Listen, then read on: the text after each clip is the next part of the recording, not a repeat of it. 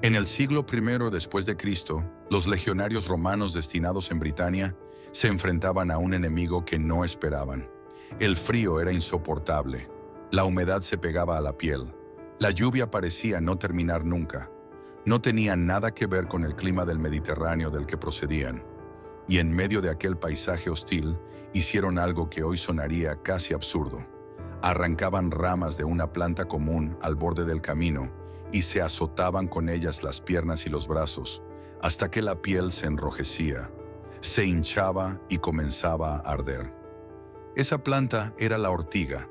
Cada hoja y cada tallo están cubiertos por miles de pelos microscópicos huecos, llamados tricomas, que funcionan exactamente como agujas hipodérmicas diminutas. En cuanto la punta toca la piel, se rompe. El resto del filamento penetra en el tejido e inyecta una mezcla de sustancias químicas directamente en la carne, entre ellas histamina, serotonina y acetilcolina, las mismas moléculas que el cuerpo libera durante una reacción alérgica.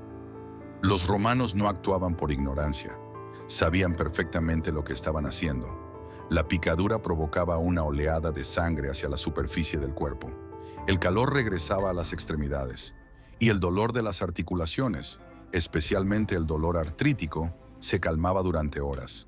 A esta práctica la llamaban urticación, del latín urtica, la palabra que designa el escozor o la ortiga.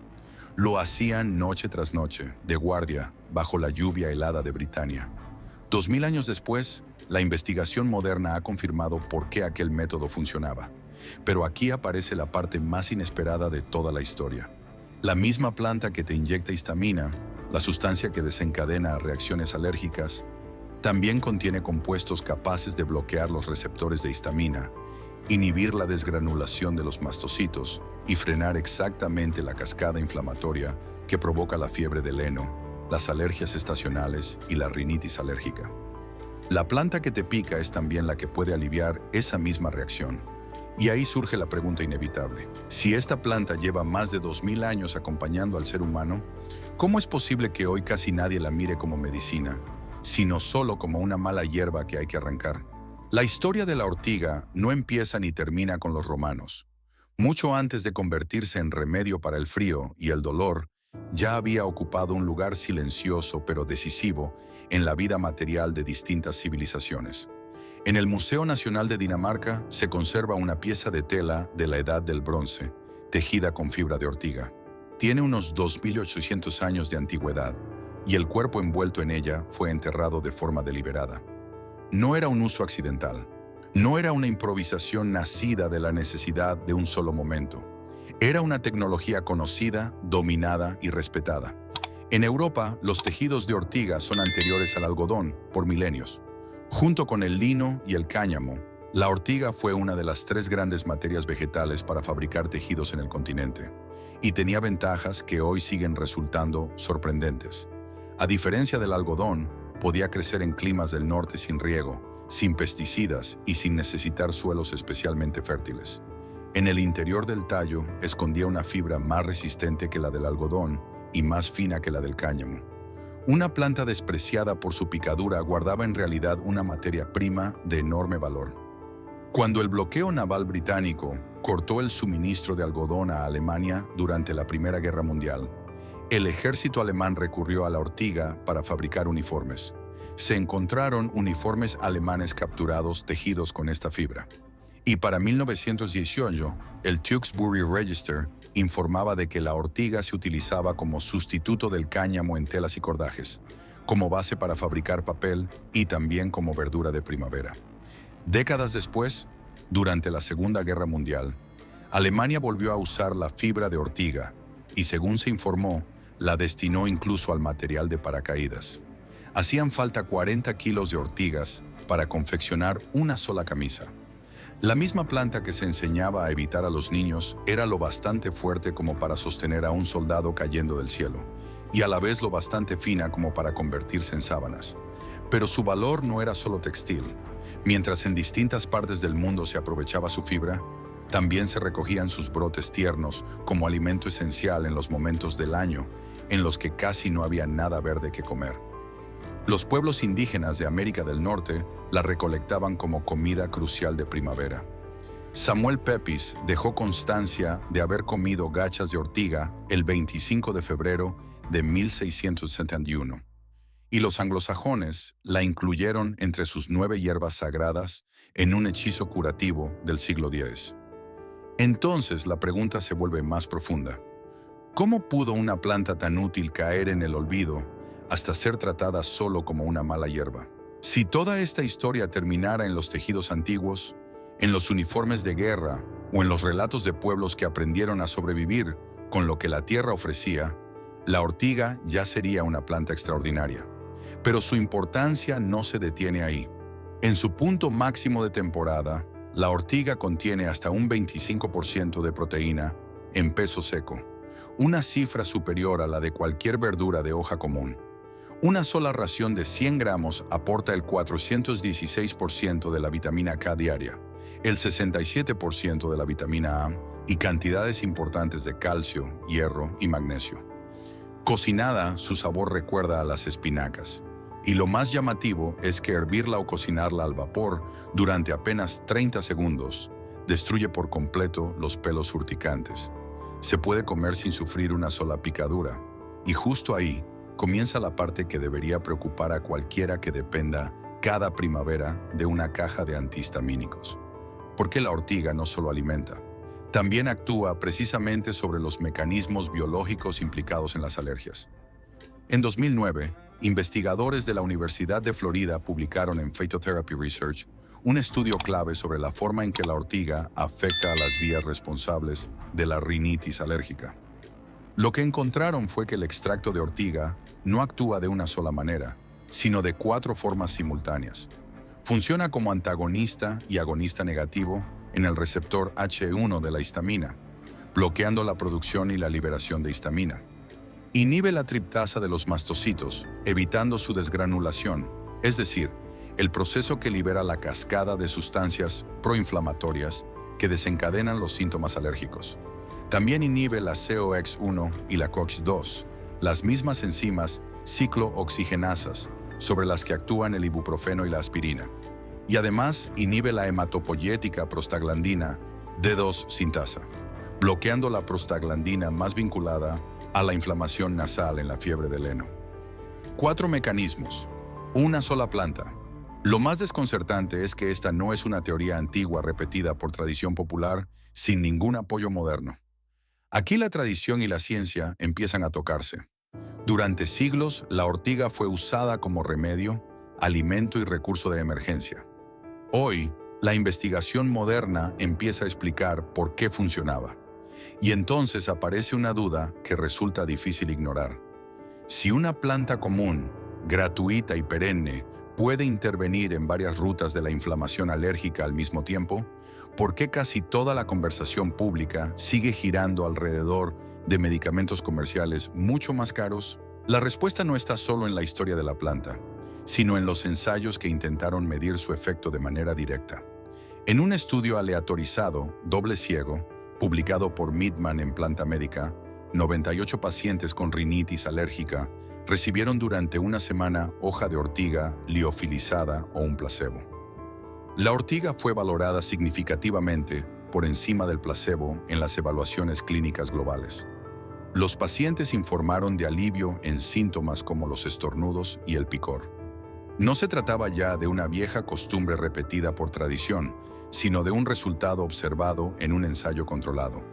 Un segundo ensayo aleatorizado, doble ciego y controlado con placebo, publicado en 2017 en el Iranian Journal of Pharmaceutical Research, trató a 40 pacientes con rinitis alérgica usando extracto de raíz de ortiga a razón de 100 mg al día durante un mes. El grupo tratado con ortiga mostró una mejoría significativa en la gravedad clínica de los síntomas y una reducción estadísticamente significativa de los eosinófilos nasales, uno de los marcadores de laboratorio más importantes de la inflamación alérgica. El valor de P se situó por debajo de 0,01. Además, ese grupo también presentó cambios significativos en los niveles de interferón gamma en comparación con el placebo. ¿Son estudios pequeños? Sí, Y precisamente ahí está una de las claves más incómodas de toda esta historia. Porque nadie que participe de un mercado multimillonario tiene un verdadero incentivo para financiar ensayos masivos sobre una planta que cualquiera puede recoger gratis al borde de un camino. Si lo pensamos con calma, el contraste resulta brutal. La cetiricina, principio activo del Zyrtec, actúa bloqueando los receptores H1 de la histamina. Ese es su mecanismo central. La ortiga, en el estudio de Florida, mostró 4 mecanismos antialérgicos distintos actuando al mismo tiempo. Zyrtec se dirige a una vía. La ortiga, según esos datos, actúa sobre 4. Y mientras un tratamiento comercial puede costar entre $20 y $40 al mes, una caja de infusiones de ortiga cuesta apenas unos pocos dólares. Y la planta, en sí misma, vuelve a crecer gratis cada primavera. Aquí la cuestión deja de ser solo médica y empieza a ser también económica. Multiplica ese gasto mensual por los millones de personas que sufren alergias estacionales cada año. Y se entiende por qué esta conversación casi nunca ocupa el centro del debate. Entonces surge una pregunta difícil de esquivar. Cuando una solución barata, común y no patentable muestra resultados prometedores, ¿se la ignora porque no funciona lo suficiente o porque funciona demasiado bien como para no generar beneficio? La ortiga no solo crece gratis, crece con una obstinación que parece casi simbólica. Vuelve cada primavera sin que nadie la plante, sin que nadie la riegue y sin pedir permiso. Si intentas arrancarla, reaparece desde los rizomas que quedaron bajo tierra. Se extiende al mismo tiempo por semillas y por corredores subterráneos. De hecho, los arqueólogos pueden identificar antiguos asentamientos humanos abandonados precisamente porque la ortiga sigue creciendo donde una vez vivieron personas, alimentándose del suelo rico en nitrógeno que dejamos tras nosotros. Es una planta que ha seguido a la humanidad durante siglos. Siempre ha estado ahí, y mientras esa planta insiste en volver, el mercado mundial del tratamiento de las alergias no deja de crecer. El mercado global de estos tratamientos fue valorado en más de $19.000 millones. Solo el mercado de la rinitis alérgica estacional alcanzó los 10.800 millones en 2024. Los antihistamínicos de segunda generación, como Zyrtec, Claritin y Allegra, dominan ese espacio. Más de 55 millones de estadounidenses declararon haber usado antihistamínicos para controlar sus alergias en 2023. La FDA ha aprobado más de 120 formulaciones antihistamínicas para la venta sin receta. Y sin embargo, entre todas esas opciones, no hay ni una sola que sea un extracto de ortiga. La contradicción se vuelve aún más evidente cuando se compara cómo distintos países tratan esta misma planta. En Alemania, la hoja de ortiga está regulada como ingrediente activo en productos naturales autorizados. En Canadá ocurre lo mismo. En la Unión Europea se clasifica dentro de los medicamentos tradicionales a base de plantas, pero en Estados Unidos se la considera una mala hierba. Y mientras en unos lugares se reconoce su valor medicinal, en otros las empresas de mantenimiento del césped cobran por rociarla con herbicidas cada primavera. La misma planta puede ser medicina en un lado y basura vegetal en otro. Aquí ya no hablamos solo de botánica ni de remedios antiguos. Hablamos de una forma de mirar el mundo, de qué cosas aprendemos a valorar y cuáles aprendemos a despreciar. De por qué una planta usada durante más de 2000 años como alimento y medicina puede terminar reducida a un estorbo al que hay que eliminar. Y entonces la pregunta se vuelve inevitable. ¿Cuántas soluciones reales hemos dejado de ver solo porque crecían demasiado cerca, eran demasiado comunes y no podían convertirse en un producto rentable? Y después de todo esto, la pregunta más importante ya no es qué pensaban los romanos, ni qué hicieron los ejércitos europeos cuando escaseaba el algodón, ni siquiera qué muestran exactamente los estudios modernos. La pregunta más importante es qué puede hacer una persona corriente, hoy mismo, con esta información. La ortiga está en temporada desde comienzos de la primavera hasta principios del verano. Para recogerla hacen falta guantes, mangas largas y pantalones largos. Lo recomendable es cortar los 4 a 6 primeros centímetros del crecimiento joven antes de que la planta florezca. Una vez que las hojas se cuecen al vapor, se escaldan o se secan, los pelos urticantes quedan destruidos. La ortiga cocinada o seca ya no pica. Para el apoyo frente a las alergias, la forma más sencilla es la infusión. Basta con verter agua hirviendo sobre 1 o 2 cucharadas de hoja seca de ortiga, dejarla reposar 10 minutos, colarla y beber 2 o 3 tazas al día durante la temporada de alergias. Para una preparación más concentrada, también existen cápsulas de hoja de ortiga liofilizada en la mayoría de las tiendas de productos naturales, normalmente entre 300 y 620 litros por dosis. El estudio de Meadman utilizó precisamente una preparación liofilizada, porque ese proceso conserva los compuestos activos mejor que el secado por calor. Como alimento, las hojas jóvenes se pueden tratar exactamente igual que las espinacas. Basta con escaldarlas durante 30 segundos, escurrirlas y usarlas en sopas, pasta, tortillas o simplemente como una verdura de acompañamiento con mantequilla y sal. Una sola ración aporta más vitamina K de la que el cuerpo necesita para 4 días y cerca de 2/3 de la vitamina A diaria. Ahora imagina esto. Han pasado 10 años. Junto a la valla del fondo de tu jardín crece un parche de ortigas que dejaste de arrancar hace 5 años. Cada mes de abril vuelve a brotar con hojas verdes y tiernas sin que nadie se lo pida.